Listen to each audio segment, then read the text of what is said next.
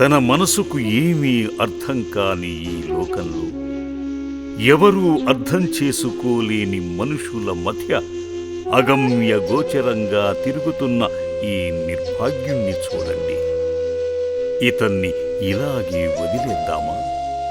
అయిన వారందరూ వదిలేస్తే అమ్మా నాన్న అనాథుల పుణ్యక్షేత్రం ఆదరించింది.